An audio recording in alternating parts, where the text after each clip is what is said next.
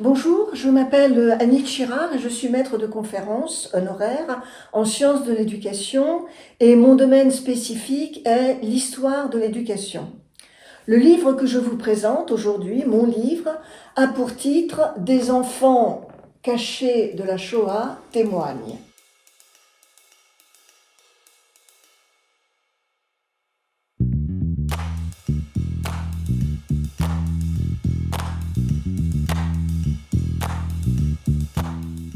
L'objectif général de cet ouvrage, comme son titre l'indique, est mémoriel puisqu'il s'agit d'entretiens, de témoignages d'anciens enfants juifs cachés avec ou sans leurs parents pendant la Seconde Guerre mondiale.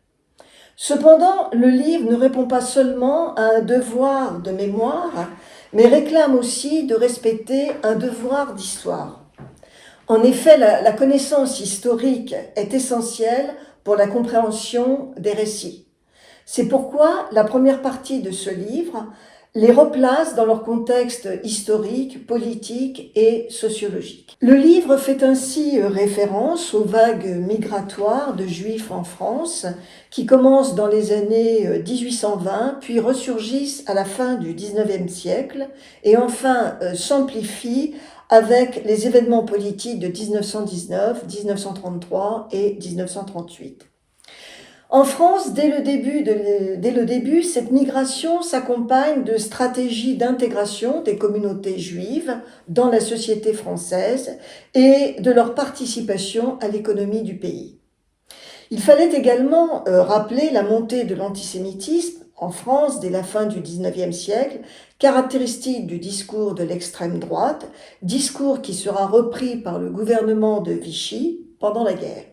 Il conduira à une politique de discrimination, puis de persécution des Juifs menée sous l'autorité de l'occupant, les Allemands.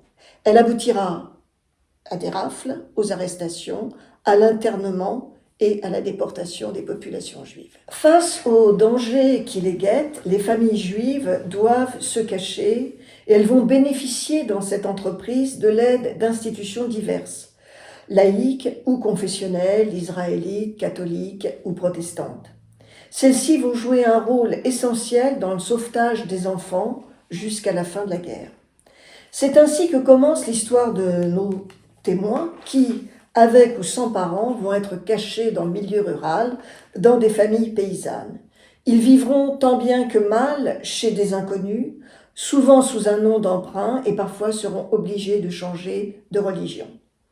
Dans tous les cas, ils cachent leur origine et taisent la douleur d'être séparés de leur fratrie et de leurs parents. Certains connaîtront l'affection de la famille d'accueil, d'autres feront l'expérience de l'indifférence, voire de la maltraitance.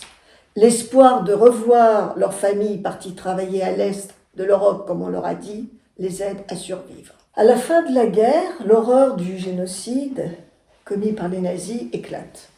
Les enfants cachés deviennent des enfants de parents déportés et dans la majorité des cas se retrouvent orphelins. Une autre histoire commence alors pour eux et leurs témoignages révèlent les différents processus que chacun met en place pour construire sa vie d'adulte, vie professionnelle et affective, en essayant de gérer tant bien que mal les conséquences psychologiques des souffrances endurées. Celle de la peur, des abandons successifs, de la rupture de la filiation, de la perte. Il faudra attendre 1991 pour qu'une grande manifestation aux USA reconnaisse l'existence de ce traumatisme des enfants cachés.